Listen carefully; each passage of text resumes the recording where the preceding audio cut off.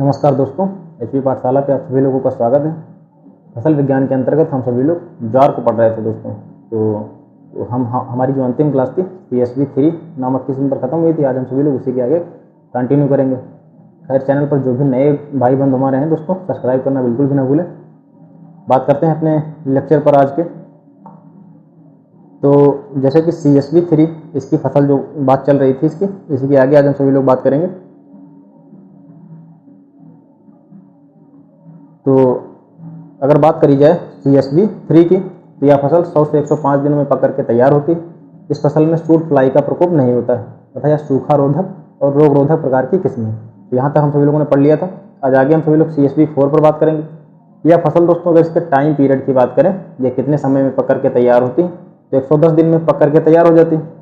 इसकी वृद्धि 140 से 160 सेंटीमीटर होती है, जो इसकी पौधे की लंबाई होती है। मान लेते हैं जो पौधा है दोस्तों, ठीक है, तो इसकी लंबाई कितनी रहेगी? जो ये ज्वार का पौधा है, इसकी लंबाई की अगर हम बात करते हैं कितनी रहेगी, तो 140 से लेकर के 160 सेंटीमीटर तक।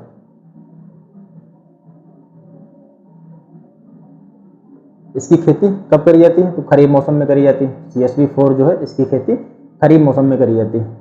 आगे बात करते हैं ज्वार की देसी जातियों पर। ज्वार की देसी जातियाँ कौन कौन सी हैं? वर्षा। ज्वार वर्षा जो है, मान लेते हैं आपसे प्रश्न पूछा जा सकता है कि निम्नलिखित में से वर्षा किस फसल की किस्म है? तो ज्वार की किस्म है। कौन सी किस्म है? तो देसी किस्म है। यह करीब 130 दिनों में पक करके तैयार होती है। इसका टाइम पीरियड कितना है? तो 130 दिनों में पक करके तैयार हो जाती है। और पौधे की ऊंचाई करीब कितनी है? 210 सेंटीमीटर। पौधों की अगर डिस्टेंस की बात करें, इसकी ऊंचाई कितनी रहेगी? 210 सेंटीमीटर रहेगी दोस्तों। तो वर्षा हो गई। इन किस्मों को एक जगह नोट करते हुए भी चलते हैं, क्योंकि कई बार सिर्फ किस्म को लेकर के ही प्रश्न बनता है। तो देसी किस्मों की बात करें कौन कौन सी हैं, तो आपकी वर्षा हो गई। आगे बात करते हैं टाइप 22 पर। तो यह फसल 125 से लेकर के 130 दिनों में पक करके तैयार होती है। इसकी खेती कहाँ पर करी जाती है? तो उत्तर प्रदेश में करी जाती है। तो टाइप 22, हालांकि हम सभी लोग उत्तर प्रदेश का एग्जाम देने वाले हैं, तो उत्तर प्रदेश के लिहाज से ये बहुत इंपॉर्टेंट है। तो फसल 125 से 130 दिनों में पक करके तैयार होती और इसकी खेती उत्तर प्रदेश में करी जाती। अगर हम उपज की बात करें, तो 15 से 20 कुंटल प्रति हेक्टेयर इसकी उपज प्राप्त होती है। तो आपकी अगली किस्म कौन सी हो गई? टाइप 22। वर्षा हो गई, टाइप 22 हो गई। अगली किस्म हमारी है मऊ टाइप 1। देसी किस्म का ही उदाहरण है मऊ टाइप 1, ठीक है। तो मऊ टाइप 1 की अगर हम बात करें, यह फसल 130 दिनों में पक करके तैयार हो जाती है। मऊ टाइप 1 का अगर टाइम पीरियड की बात करी जाए, तो 130 दिनों में पक करके तैयार हो जाती है। खरीफ में बुआई करने के लिए ज्वार की किस्में, जैसे कि खरीफ मौसम में बुआई करने के लिए ज्वार की किस्में SPV 462, SPV 475 हैं। तो खरीफ मौसम की बात करी जाए, खरीफ में ज्वार की किस्में कौन सी हैं? तो SPV 462 और SPV 475, ये हो गई खरीफ की। और इसमें तना वेधक मिज रोग का प्रकोप नहीं होता। ज्वार की जो मीठी किस्मों में करीब 17% शुगर चीनी प्राप्त होती है। ज्वार की मीठी किस्में होती हैं, 17% शुगर चीनी प्राप्त होती है, ठीक है। तो मऊ टाइप 1 130 दिन में पक करके तैयार हो जाती है। खरीफ की बात करें, SPV 462 एवं 475 इसकी किस्में हैं। ज्वार की मीठी किस्में जो होती हैं 17% शुगर प्राप्त होती है। ये बहुत ही एक इंपॉर्टेंट बिंदु है, इसको आप सभी लोग याद रखिए। ज्वार की सूखा रोधी किस्में कौन कौन सी हैं? सूखा रोधी का तात्पर्य है जिन क्षेत्रों में सूखे की स्थिति उत्पन्न होती है, उसको सहनशील करने की क्षमता किस प्रकार की किस्मों में होती है? तो SPH 263, CSH 11, CSH 9, ठीक है, IS 7005, ठीक है, SPV 824, SPV 678, ICSV 210 और CSH 6, IS 5 इकाई दहाई सैकड़ा हजार 10,000 51,701, IS 51,701। एक बार कटाई के लिए चारे की किस्में, जो एक बार में, कहने का तात्पर्य है जिस फसल को एक बार में चारे के लिए उगाया जाता है, एक ही बार इसकी कटाई करी जाती है। तो S386, S241, SU1, S431। तो अमूमन आप चारे के लिए किस्में में किसको देखने को मिल रहा है? S। बाकी आप संख्या याद रखिए, 386, 241 और अगली आपकी S 341, 431। अगली आपकी SU1 हो गई। ये सभी किसकी किस्में हैं? तो चारे की किस्में। तो सूखारोधी किस्मों की बात करें तो SPS 263, CSH 11, CSH 9, IS 7005, IS 51701, SPV 824, SPV 678, IC SV 210 और CSH 6। ये सूखारोधी प्रकार की किस्में हैं। कहने का तात्पर्य है जो विपरीत परिस्थितियों को भी सहन करने में सक्षम है और एक बार के लिए जो चारे के लिए इस्तेमाल करी जाती है। फसल को बोया गया और एक बार उसको चारे के रूप में काट लिया गया। तो S386, S241, SU1 और S431।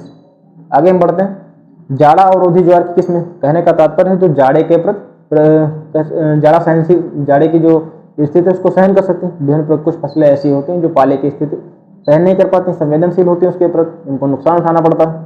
तो जाड़े की कौन सी ऐसी किस्में हैं जो जाड़े की स्थिति को, ज्वार की कौन सी ऐसी किस्में हैं जो जाड़े की स्थिति को सहन कर पाएंगी। तो अगर उनकी बात करी जाए तो IS 5613, SD 3, IS 54701 और ज्वार की एक से अधिक बार, अब देखो यहाँ पर एक से अधिक बार आपकी कटाई वाली किस्मों की बात करी जा रही है। तो MFSH 7 प्रोटीन इसमें अधिक पाई जाती है। किस किस्म में प्रोटीन अधिक पाई जाती है? तो MFSH इसमें क्या होता है दोस्तों? SH7।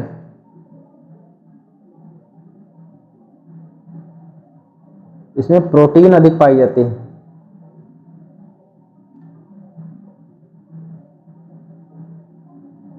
तो MFSH7 में प्रोटीन की मात्रा अधिक पाई जाती है। और आगे बात करें कुछ महत्वपूर्ण तथ्य हैं, इनको हम सभी लोग एक एक करके समझ लेते हैं। जैसे ज्वार की वह किस्म जिसमें हाइड्रोसाइनिक अम्ल की कम मात्रा पाई जाती है। कह रहा है कि ज्वार की एक ऐसी कौन सी किस्म है जिसमें हाइड्रोसाइनिक अम्ल की कम मात्रा पाई जाती है।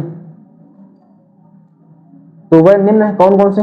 IS 208 60 pm पाई जाती है, 60 ppm इसमें मात्रा पाई जाती है। IS 28450 इसमें कितनी पाई जाती है? तो 75 ppm मात्रा पाई जाती है हाइड्रोसाइनिक अम्ल की। और IS कहने का तात्पर्य है 2,88,692 इसमें करीब कितना पाया जाता है? तो 119 ppm मात्रा इसमें पाई जाती है दोस्तों, ठीक है। तो ज्वार की वह किस्म जिसमें हाइड्रोसाइनिक अम्ल की मात्रा कम मात्रा में पाई जाती है, उनकी अगर बात करी जाए तो निम्नवत है कौन कौन सी? तो IS आपकी 208 हो गई। IS 208 में 60 ppm हाइड्रोसाइनिक अम्ल की मात्रा पाई जाती है। हालांकि आप सभी लोग सिर्फ इतना याद रखिए कौन सी ऐसी किस्में हैं कि जिसमें हाइड्रोसाइनिक अम्ल की मात्रा कम पाई जाती है। तो अगर उसकी बात करी जाए तो IS 208 हो गई, IS 28450 हो गया और IS 2,88,692 हो गया। अच्छा, इसमें हाइड्रोसाइनिक अम्ल की मात्रा अपेक्षाकृत अन्य किस्मों की अपेक्षा अधिक है क्योंकि इसमें 119 ppm मात्रा इसमें पाई जा रही है। ज्वार की CSH 6 किस्म सबसे अधिक मिश्रित खेती के लिए अच्छी है। तो अगर बात करी जाए, ये एक बहुत महत्वपूर्ण बिंदु है कि निम्नलिखित में से कौन सी एक ऐसी किस्म है जो मिश्रित खेती के लिए अच्छी मानी जाती है? तो आपकी कौन सी होगी? CSH 6, ठीक है। सबसे अधिक मिश्रित खेती के लिए अच्छी है। किसकी बात हो रही है यहाँ पर? तो जब मिश्रित खेती के रूप में अगर ज्वार की फसल को लिया जा रहा है तो CSH 6 आपकी किस्म अच्छी मानी जाएगी। ज्वार की देसी जातियों में बासमत व देवला जात झांसी के क्षेत्र में एक दनिया तथा दो दनिया किस्म कानपुर क्षेत्र में उगाई जाती है। तो यह भी आपका बिंदु महत्वपूर्ण है कि ज्वार की देसी जातियों में किस प्रकार की जातियों की यहाँ बात करी जा रही है? तो देसी जातियों की बात करी जा रही है। देसी जातियों में बासमती व देवला जात, जो बासमत और देवला या झांसी में उगाई जाती है। बात हो अगर एक दनिया तथा दो दनिया किस्मों की, किसकी? एक दनिया तथा दो दनिया की, तो ये कानपुर क्षेत्र में उगाई जाती है। तो अगर हम ज्वार की देसी नजरों पर नजर डालते हैं तो उसमें से बासमत व देवला किन क्षेत्रों में उगाई जाती है? तो झांसी में उगाई जाती है, जबकि एक दनिया और दो दनिया कानपुर क्षेत्रों में उगाई जाती है। आप लोग इसको याद रखिए। यहाँ नीचे मैं लिखे भी दे रहा हूँ, बासमती व देवला ये कहाँ उगाई जाती हैं? झांसी में उगाई जाती हैं दोस्तों। और अगर एक दनिया व दो दनिया,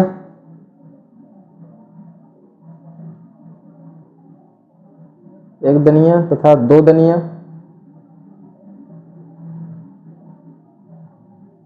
ये कानपुर में उगाई जाती हैं।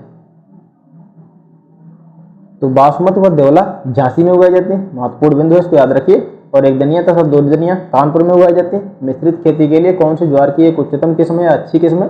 तो CSH 6, ठीक है। ज्वार का जो दाना कंड ग्रेन स्मेट ऑफ ज्वार रोग कवक द्वारा होता है। जो ग्रेन स्मेट ऑफ ज्वार होता है ये किसके द्वारा फैलता है? एक प्रकार की कवक के द्वारा फैलता है। इसके नाम की अगर हम बात करें तो स्कैसलोथिका सोघाई, ठीक है, स्कैसलोथिका सोघाई के द्वारा फैलता है। यह एक बीजोड़ बीमारी है, ठीक है, जो इसके लक्षणों की बात करें, इसके कौन कौन से कैरेक्टर, बाली पर पौधे से निकलने पहले यह दिखाई देने लगता है, जो पौधा निकलने से पहले बाली पर यह दिखाई देने लगता है। दाने काले चूड़ी में बदल जाते हैं, जो काला चूड़ एक प्रकार से होता है, दाने जो होते हैं काले चूड़ में बदल जाते हैं। तो ज्वार को जो ग्रेन स्मट ऑफ ज्वार है दोस्तों, यह एक प्रकार की कवक के माध्यम से फैलता है। अगर हम कवक के नाम की बात करें, जो ज्वार का कंड रोग है किसके माध्यम से फैलेगा?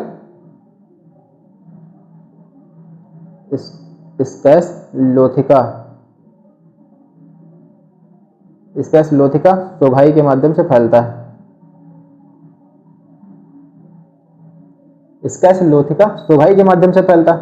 यह एक बाह्य बीजोड़ बीमारी, किस प्रकार की यह बीमारी है? तो बीजोड़ बीमारी है, जो कि इंपॉर्टेंट है, पूछा भी जाता है। यह बीजोड़ बीमारी है। इसके लक्षण की बात करें तो यह बाली पर दिखने लगता है और जो दाने होते हैं यह काले चूड़ में परिवर्तित हो जाते हैं इसके प्रकोप के आधार पर। अब इसके बीज बोने से पहले शुष्क उपचार 1% पारायुक्त कवकनाशी जैसे कि एग्रोसिन, ठीक है, जीएन हेक्सान, सेरेसान, इन सब का उपयोग किया जाना चाहिए। हालांकि एग्रोसिन दोस्तों जो है इंपॉर्टेंट है, इसको याद रखिए, 1% पारायुक्त कवकनाशी, ठीक है। जो बात करी जाए बीजों को बोने से पहले शुष्क उपचार 1% पारायुक्त कवकनाशी जैसे एग्रोसॉन, जीएन हेक्सान, सेरेसान का 2.5 ग्राम प्रति किलोग्राम बीज के हिसाब से इसको उपचारित किया जाना चाहिए। अब अगली बात करते हैं हेड स्मट को, ज्वार के एक अगले रोग के बारे में बात करते हैं, हेड स्मट की। तो यह भी एक प्रकार की कवक के माध्यम से फैलता है। इसका अगर बात करें किस कवक के माध्यम से फैलता है, तो स्कैसलोथिका रायलियान के माध्यम से फैलता है। इधर देखें अगर जो कंठ रोग है दोस्तों, तो ग्रेन स्मट ऑफ ज्वार स्कैसलोथिका सोघाई के माध्यम से फैलता है, और जबकि हेड स्मट जो है स्कैसलोथिका रायलियान के माध्यम से फैलता है, ठीक है। हालांकि भारत में जो इसका कम प्रकोप देखने को मिलता है, जो दाने होते हैं पूरे काले रंग के हो जाते हैं, जो इसके दाने होते हैं अगर इस रोग का प्रकोप होता है तो काले रंग के हो जाएंगे। तो आपका हेड स्मट किसके द्वारा फैलता है? हेड स्मट किसके द्वारा फैलता है? तो स्कैसलोथिका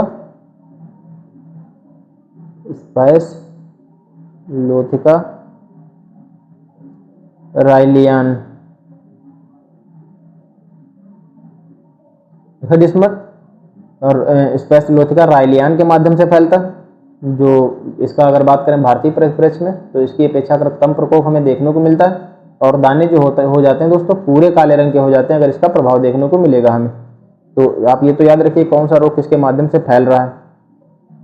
अब हम ज्वार में लूज स्मट की बात करते हैं। लूज स्मट का कैसा कह सकते हैं कि प्रकोप वगैरह, तो यह एक प्रकार की लूज स्मट भी कवक के माध्यम से फैलता है, जिसका नाम स्कैसलोथिका कुयेंटा द्वारा होता है। तो लूज स्मट स्कैसलोथिका कुयेंटा के माध्यम से होता है। यह रोग मुख्यतः बीज द्वारा फैलता है। भारत में इसका भी प्रकोप कम हमें देखने को मिलता है, तो इसको भी नोट कर लेते हैं। लूज स्मट किसके माध्यम से फैलता है?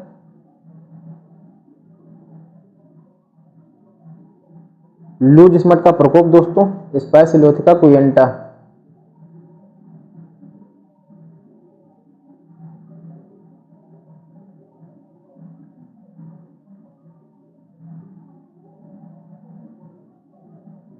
तो लूज स्मट स्कैसलोथिका कुयेंटा के माध्यम से फैलता है। भारत में इसका प्रकोप कम होता है।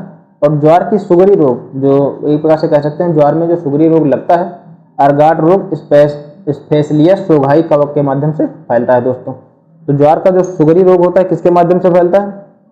सुगरी डिसीज ऑफ ज्वार अर्गाट रोग स्पेसलिया सोघाई के कवक के माध्यम से फैलता है, ठीक है। तो हालांकि अभी बाद में क्या करूंगा, इनको एक पास नोट कर दूंगा ताकि अच्छे से आप सभी लोगों को याद रहे। तो ज्वार का सुगरी रोग अर्गट रोग स्पेसलिया सोघाई के माध्यम से फैलता है। और लूज स्मट की बात करें तो स्कैसलोथिका कुयेंटा के माध्यम से फैलता है। अगर हेड स्मट को देखें तो स्कैसलोथिका रायलियान के माध्यम से फैलता है। वहीं अगर हम ग्रेन स्मट ऑफ ज्वार को देखें तो स्कैसलोथिका सोघाई के माध्यम से फैलता है, ठीक है। आपस में मिलते जुलते हैं तो इनको याद करने में आसानी रहेगी आप सभी लोगों को।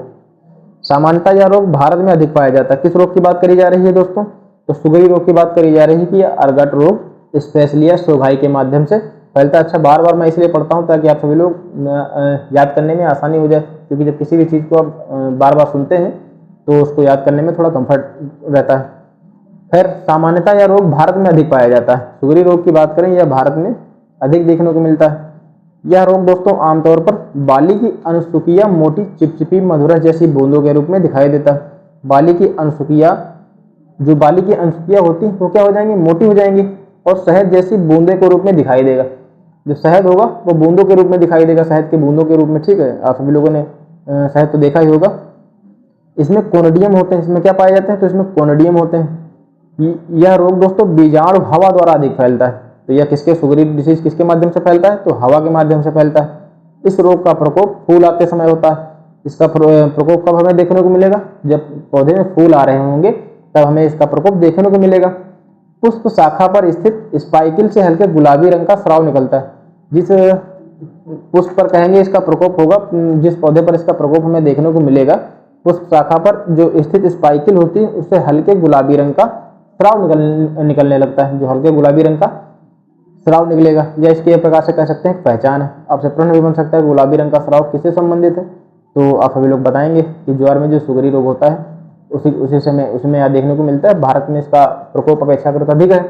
अनुसुकिया मोटी हो जाती है, मधुरस जैसी शहद के जैसे इसकी बूंदें दिखाई देने लगती हैं। इसमें कोनोडियम पाए जाते हैं। यह रोग अपेक्षाकृत भी इसके जो बीजाणु होते हैं इस रोग के हवा के माध्यम से अधिक फैलते हैं। और इसके अगर हम प्रकोप की बात करें तो फूल आते समय इसका प्रकोप अधिक होता है और पुष्प शाखा पर जो स्थित स्पाइकिल है वहां से हल्के गुलाबी रंग का स्राव देखने को मिलता है। ज्वार के मूल विलगन रोग को शीर्ष विलगन या माइलो रोग कहते हैं। जो ज्वार का मूल विलगन रोग होता है कौन सा, तो ज्वार का जो मूल विलगन रोग है इसको शीर्ष विलगन रोग, क्राउन राट या फिर माइलो रोग कहते हैं। क्या कहा जाता है, आपसे प्रश्न बन भी सकता है कि मूल विलगन रोग को अन्य किस नाम से जाना जाता है, तो मूल विलगन रोग को शीर्ष विलगन या फिर इसको माइलो रोग कहते हैं। यह रोग एक प्रकार के कवक के द्वारा होता है जिसका नाम पेरिकोनिया सर्सिनेटा, परसोनिया या फिर कह सकते हैं सर्सिनेटा नामक कवक के माध्यम से फैलता है। ये दोस्तों रोग बहुत ही इंपॉर्टेंट, इनको याद रखिए। तो ज्वार में जो क्राउन राट रोग होता है किसके द्वारा फैलता है, तो परकोनिया सर्सिनेटा के माध्यम से कार्य करता है, जो कि एक प्रकार की कवक है। यह रोग बीज, मृदा, दाने के द्वारा फैलता है। यह रोग मुख्यतः मृदा द्वारा फैलता है। आमतौर पर जो क्राउन राट रोग है यह मृदा के माध्यम से फैलता है। बुआई 1 माह बाद होती है। बुआई के करीब 1 माह बाद इसका प्रकोप हमें देखने को मिलने लगेगा। जब हम सभी लोग ज्वार की फसल को लगाएंगे तो उसके करीब 1 महीने का जब पौधा हो जाएंगे, 1 महीने की जब स्थिति हो जाएगी फसल बोने के बाद, तो हमें क्राउन राट की स्थिति देखने को मिलेगी, जो कि परकोनिया सर्सिनेटा के माध्यम से फैलने का कार्य करता है। आमतौर पर यह मृदा द्वारा ही फैलता है। इस रोग में पौधे की बढ़वार जो होती है रुक जाती है। जब क्राउन राट की स्थिति उत्पन्न होती है फसल में तो पौधे की क्या होगी, बढ़वार रुक जाएगी, पत्तियां अपेक्षाकृत मुड़ने लगेंगी, ऐसी पत्तियां मुड़ने लगेंगी। ठीक है, पत्तियों में मुड़ जाएंगी। भयंकर प्रकोप जब होगा तो पौधे जो होंगे डेड होने लगेंगे। तो ये एक इंपॉर्टेंट चीज है, इसको एक बार फिर से समझ लेते हैं कि मूल विलगन रोग को हम सभी लोग क्राउन राट या फिर माइलो के नाम से जानते हैं। यह अगर बात करें किस कवक के माध्यम से फैलता है, तो परकोनिया सर्सिनेटा नामक कवक के माध्यम से फैलता है। आमतौर पर तो यह मृदा से ही फैलता है। जब हम सभी लोग बुआई करेंगे तो बुआई के करीब 1 महीने बाद इसकी स्थिति हमें देखने को मिलती है। पौधे की जब अधिक प्रकोप हो जाएगा तो पौधा जब डेड होने लगेगा और पौधे की बढ़वार रुक जाएगी, पत्तियां अपेक्षाकृत आकार में मुड़ने लगेंगी, ऐसी करीब हल्का झुकाव हो जाएगा उनमें। फिर आगे बढ़ते हैं। तो ज्वार का जो स्टॉक रॉट है, तना विलगन, इसे चारकोल विलगन रोग भी कहते हैं। ज्वार में जो तना विलगन की स्थिति होगी उसको हम सभी लोग चारकोल विलगन के नाम से भी जानते हैं। यह रोग एक प्रकार के कवक के माध्यम से होता है। किसके माध्यम से होता है, तो एक प्रकार की कवक के माध्यम से होता है, जिसका नाम क्या होगा, तो माइक्रोफोमिना फेजुलुआई के माध्यम से यह फैलता है। ठीक है, तो ज्वार का जो स्टॉक रोट है इसको चारकोल विलगन के नाम से भी जानते हैं। ठीक है, इधर नोट भी कर दे रहा हूं अलग में, स्टॉक रॉट या फिर चारकोल विगलन, इसके माध्यम से कह सकते हैं, इसको इस नाम से भी जाना जाता है। किसके माध्यम से फैलता है, तो यह कवक के माध्यम से फैलता है। और किस कवक के माध्यम से फैलता है दोस्तों, तो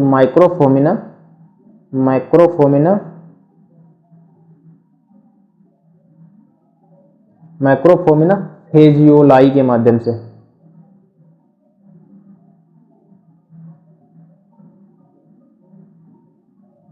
फेजुलाई के द्वारा फैलता है, ठीक है। इस रोग का प्रकोप तमिलनाडु व महाराष्ट्र में रबी में उगाई जाने वाली ज्वार पर होता है। तो यह इंपॉर्टेंट बिंदु आप याद रखिए कि स्टॉक रोट अपेक्षाकृत तमिलनाडु महाराष्ट्र जैसे राज्यों में देखने को मिलता है, जो कि मुख्य रूप से रबी में उगाई जाने वाली ज्वार की फसल पर अधिक रूप से प्रकोप देखने को मिलता है। जब ज्वार की खेती रबी मौसम में करी जाएगी तो तमिलनाडु तथा महाराष्ट्र जैसे राज्यों में एक प्रकार से कह सकते हैं कि इसका प्रकोप हमें आमतौर पर देखने को मिलता है। इस प्रकोप में पौधे की छोटी अवस्था में होता है। जब पौधा अपेक्षाकृत छोटी अवस्था में होता है, अपने आरंभिक अवस्था में ही होता है, तो हमें इसका प्रकोप देखने को मिलता है।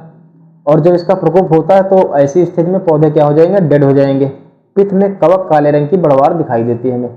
तो स्टॉक रोट दोस्तों आमतौर पर जब रबी में उगाया जाता है ज्वार, तो तमिलनाडु और महाराष्ट्र जैसे राज्यों में देखने को मिलते हैं। इसको चारकोल विगलन के नाम से भी जानते हैं। और किसके कारण यह फैलता है, तो एक प्रकार की कवक है मैक्रोफोमिना फेजियोलाई के माध्यम से यह फैलता है, ठीक है। बीज विगलन या फिर पौध अंगमारी या क्या है, इसको देखते हैं। यह ज्वार का एक रोग है दोस्तों, जो कवक के माध्यम से ही फैलता है। इसके माध्यम से फैलता है तो कवक के द्वारा ही फैलता है। इसका प्रकोप होने से पत्तियों में छोटे व रंगीन धब्बे पड़ते हैं। पत्तियों में जो छोटे या रंगीन धब्बे पड़ जाते हैं। भारत में इस रोग का प्रकोप विभिन्न प्रकार के कवक द्वारा होता है। भारत में इस प्रकार का जो प्रकोप होता है विभिन्न प्रकार के कवक के द्वारा होता है। पिथियम, फ्यूजेरियम, पेंसिलियम तथा हेलमेंथोस्पोरियम ये प्रमुख है, ठीक है। तो बीज विगलन या ज्वार में जो प्रौढ़ अंगमारी रोग होता है, यह कवक के माध्यम से फैलता है। इसके लक्षण की बात करें तो जो पत्तियां होती हैं उसमें छोटे व रंगीन धब्बे पड़ जाते हैं। मान लेते हैं कि यह ज्वार की दोस्तों एक पत्ती है, ठीक है। यह एक ज्वार की पत्ती है, तो इसमें क्या हो जाएगा, छोटे व रंगीन धब्बे पड़ जाएंगे। जैसे कि हमें कह सकते हैं कि इस प्रकार के छोटे हल्के हमें धब्बे देखने को मिलेंगे, ठीक है। ऐसे ऐसे रंगीन धब्बे हमें देखने को मिलेंगे। तो यह किस प्रकार की कवक के माध्यम से होता है, इसमें अनेक प्रकार की कवक शामिल हैं, जैसे पीथियम, फ्यूजेरियम, पेंसिलियम तथा हेलमेंथोस्पोरियम प्रमुख है। इनके माध्यम से पौध अंगमारी या बीज विगलन रोग हमें देखने को मिलते हैं। इन सब कवकों के प्रयोग से क्या होता है, जब इन कवकों का प्रयोग होता है दोस्तों, तो ये बीज क्या हो जाते हैं, सड़ जाते हैं। इनके प्रकोप से क्या होता है, बीज अपेक्षाकृत सड़ जाते हैं। तो जो बीज एक बार फिर से समझ लेते हैं अच्छे से, हालांकि इंपॉर्टेंट है, एक बार यूपी टीजीटी में एग्रीकल्चर के प्रश्न में इसमें पूछा गया प्रश्न है। तो बीज विगलन या, हालांकि मैं वर्ष तो नहीं याद है, पर एक बार पूछा जाए, आप सभी लोग अगर प्रश्न हल कर रहे होंगे तो देख पाएंगे। बीज विगलन या प्रौढ़ अंगमारी जो ज्वार का एक रोग है, एक प्रकार की कवक के माध्यम से फैलता है। वो कौन कौन सी कवक, तो पीथियम, फ्यूजेरियम, पेंसिलियम और हेलमेंथोस्पोरियम नामक कुछ कवक प्रमुख है, जिसके माध्यम से हमें इसको देखने को मिलता है। और जब इस कवक का प्रकोप होता है तो बीज क्या होते हैं, सड़ने लगते हैं। और इसमें लक्षण की अगर हम बात करी जाए तो जो पत्तियां होती है उसमें हल्के रंगीन धब्बे हमें देखने को मिलते हैं। अब आगे बढ़ते हैं। इस रोग की रोकथाम के लिए कैप्टान 0.2% या जाइरम थाइरम का 0.25% का उपचार करके बोया जाना चाहिए। तो आप सभी लोग अगर रोकथाम की बात की जाए तो आप सिर्फ, हालांकि प्रतिशत तो बहुत कम पूछा जाता है, किसका उपयोग कैसे किया जाता है आप सभी लोग ऐसे याद रखिए।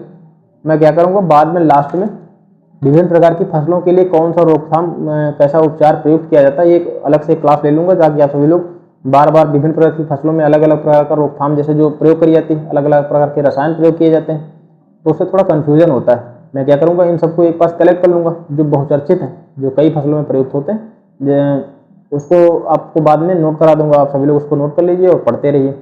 खैर, रोकथाम, अगर हम इसकी रोकथाम की बात करें तो कैप्टान, जाइरम, थाइरम, इन सब का उपचार प्रयोग किया जाता है, ठीक है, बोना चाहिए इन सबसे। अब हम बात करते हैं ज्वार की। ज्वार का एक कीट एक प्रकार के कवक के द्वारा होता है। जो ज्वार का कीट होता है दोस्तों, एक प्रकार के कवक के माध्यम से होता है, जिसका नाम पक्सीनिया परप्यूरियाई द्वारा होता है। तो ज्वार का कीट होता है एक प्रकार के कवक के, जो रस्ट होता है दोस्तों, एक प्रकार के कवक के माध्यम से फैलता है, जिसका नाम पक्सीनिया परप्यूरियाई है, ठीक है। इसका प्रकोप फसल में भुट्टे आते समय होता है। जब फसल में भुट्टे आने लगते हैं तब होता है। पक्सीनिया परप्यूरियाई का हमें प्रकोप देखने को मिलता है। पत्तियों में लाल बैंगनी रंग के धब्बे बन जाते हैं। रोगरोधी किस्में बोनी चाहिए। सल्फर का छिड़काव किया जाना चाहिए। तो अगर ज्वार में जो रस्ट बात करते हैं, एक प्रकार का कवक होता है, ठीक है, पक्सीनिया परप्यूरियाई के माध्यम से परप्यूरियाई के माध्यम से फैलता है। इसका प्रकोप तब होता है जब फसल में भुट्टा आने लगता है, जब दाने बनने लगते हैं, ऐसी स्थिति में इसका प्रकोप होता है। पत्तियों में लाल बैंगनी रंग के धब्बे पड़ते हैं। मान लेते हैं ज्वार की ये पत्ती है दोस्तों,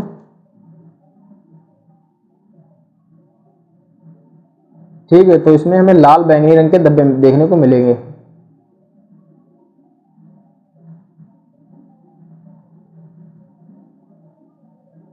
तो ये किसके आक्रमण से हो गया? पक्सीनिया। ग्रसित पत्ती किससे है? पक्सीनिया परप्यूरिया से ग्रसित है। और इसके रोकथाम के लिए क्या किया जाना चाहिए? सल्फर का छिड़काव किया जाना चाहिए, सल्फर का छिड़काव, ठीक है। पत्तियों में जीवाणु अंगमारी रोग, रोमिल फफूंदी, धूसर पड़, धब्बे तथा हेलमंथोस्पोरियम प्रमुख रोग है। इसके रोकथाम के लिए रोगरोधी किस्मों को उगाया जाना चाहिए।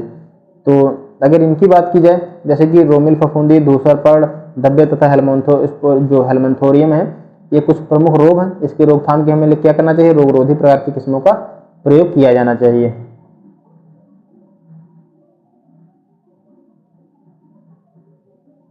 आगे बढ़ते हैं। ज्वार का जो तना मक्खी है, सोरगम सूट फ्लाई, इसके बारे में पढ़ते हैं, कुछ देखते हैं, इसके महत्वपूर्ण बिंदुओं पर चर्चा करते हैं। जैसे कि इसका जब प्रकोप पौधों की छोटी अवस्था में होता है, कभी कभी प्रश्न पूछे भी जाते हैं, सूट फ्लाई का प्रकोप पौधे की किस अवस्था में होता है? तो आरंभिक अवस्था में, अर्थात छोटी अवस्था में होता है। इसकी इल्लियां उगते पौधे की गोफ को काट देती हैं। जो सूट फ्लाई होती है दोस्तों, जब इसकी जो इल्लियां होती उगते पौधे की गोफ को काट देती हैं, जिससे पौधे में डेड हार्ट बन जाते हैं और उससे भुट्टे क्या होते हैं? देर से बनते हैं। तो सोरगम सूट फ्लाई का जो प्रकोप होता है पौधे की आरंभिक अवस्था में होता है। जो इसकी इल्लियां होती हैं, सूट फ्लाई की जो इल्लियां होती हैं, जब पौधा उग रहा होता है तो उसकी गोफ को काट देती हैं, ठीक है, जिससे पौधे में क्या होता है? डेड हार्ट बनने लगते हैं। जब डेड हार्ट बनते हैं तो कह सकते हैं कि भुट्टे जो होते हैं देर से आते हैं, ठीक है। अगर इसकी रोकथाम के लिए बात किया जाए, इसका मैनेजमेंट किस प्रकार किया जाना चाहिए? 10% थीमेट या फिर फोरेट का प्रयोग 15 किलोग्राम कड़िकाएं बुआई से पूर्व तथा पहले बुआई के समय डालना चाहिए। तो इसकी इल्लियां, ये बिंदु महत्वपूर्ण है, इसको याद रखिए आप सभी लोग, कि जो सूट फ्लाई होती है आरंभिक अवस्था में अटैक करती है, इल्लियां इसके पौधे की गोफ को काट देती हैं। प्रश्न बन सकता है कि इसकी इल्लियां किस पर अटैक करती हैं? तो पौधे की गोफ पर अटैक करती हैं और डेड हार्ट बन जाते हैं, उससे भुट्टे देर में आते हैं। 10% थीमेट या फिर फोरेट का उपयोग किया जाना चाहिए इसके नियंत्रण के लिए।